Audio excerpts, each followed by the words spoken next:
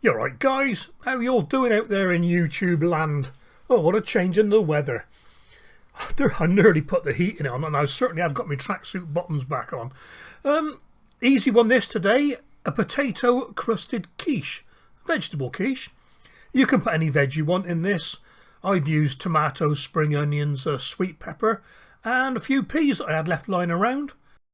As always, the ingredients and the method are in the description below, so let's get cooking.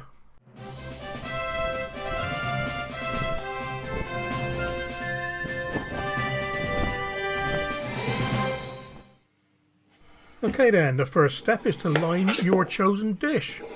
Just slice enough potatoes to cover the dish. I did a few too many. And if I do this again, when I do this again, I will slice them slightly thinner so they're more pliable. I did have a little bit of egg seepage through to the side of the dish. A little tip for you here. When you've got your potato, see it rolling, take a slice off the bottom. Nice and flat and stable. Doesn't roll around. The little potatoes are my Winstons, and the big ones an old roaster I had lying around. Okay then, get your spuds into a mixing bowl and add your salt and pepper. I'm using ground white pepper for this. I'm thinking that, fresh black pepper would be a bit too lumpy. So, teaspoon of salt, half a teaspoon of pepper. And around 3 tablespoons of olive oil. You just want to coat the potatoes so they cook a little bit. Well, apologies that the bowl has slid out the camera shot a little bit. Anyway, get your hands in there, mix it all up. And then start lining your chosen dish. I've used a deep one this time. Notice I'm using my hands to grease the dish. No point wasting the oil. And just line the dish with the spuds. And we'll pause here for a brief second so you can all appreciate my artistic skill at arranging the potatoes. Is there no end to this man's talent? Anyway, into the oven, 180 Celsius, about 15 minutes. Just enough so you start cooking the potatoes, but not enough so they start browning. And while the potato crust is in the oven, it's time to get the filling ready. So crack open 6 eggs. Add the milk, about 225ml. And I like to mix mine up now. You don't need to, but I just like to get the egg whites and the yolks mixed. In with a teaspoon of garlic powder, teaspoon of salt, and half a teaspoon of pepper. And this time I did use cracked black pepper. I give it a stir in, and that is the 15 minutes up. So out of the oven with the potatoes. As you can see, they're not brown, they just started cooking. So on with chopping the veg. This is a sweet pepper citrina, one of my own, a little bit small. I am not a great fan of sweet peppers, but I tell you what, this is one of the nicest I've ever tasted. Citrina.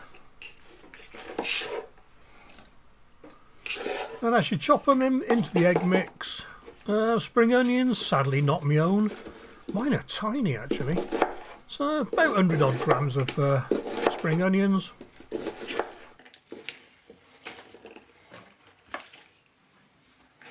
Now these are my own. These are pea show perfection. Very, very sweet. And as the name suggests, they're good for shows. So a few of those in. Tomatoes chopped. Saved a few for slicing. Again, not my own, but looking around the greenhouse this morning. Won't be too long. And just thinly slice the rest of the tomatoes to go on the top of the quiche. Right, next up then, weigh out your cheese, about 125 grams. It's not an exact science this. I'm using Monterey Jack for the filling, primarily because it melts well. Right, nearly there guys. Give it a good stirring in. Get the rubbish out the way and pour it onto your prepared crust. Nice and carefully.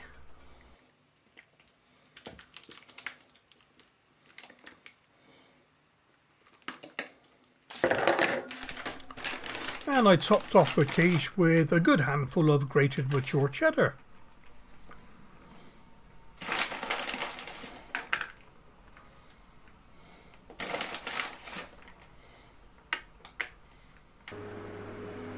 then just dot the tomatoes, the sliced tomatoes around.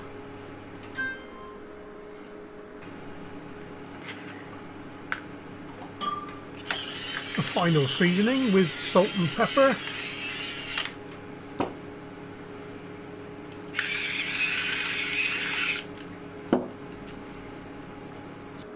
And into the oven.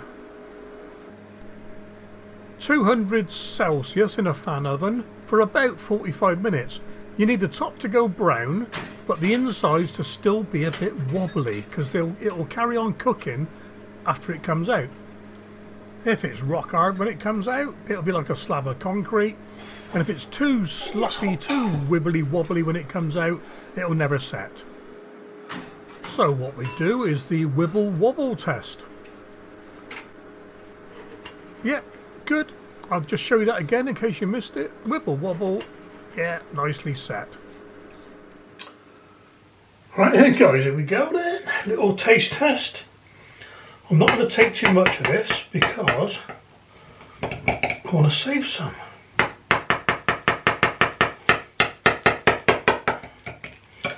And it is still very, very warm.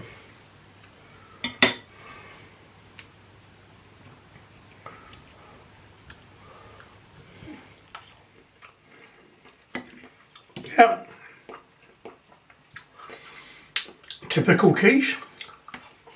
Ooh.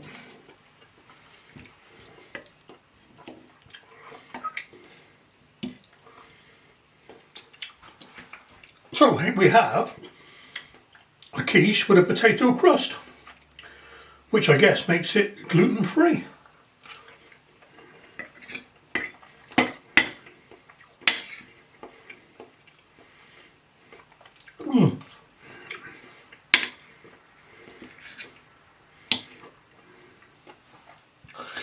Well, as you can tell guys, I'm liking this.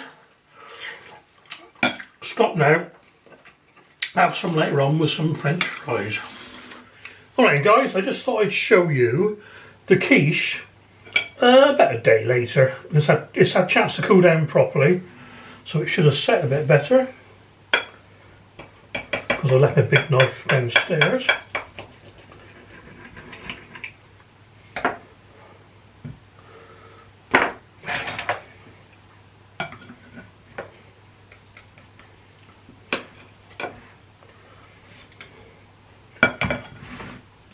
There we are, look, more like a quiche. It was a bit too warm to eat yesterday, really. You shouldn't really eat it too hot. But I was desperate.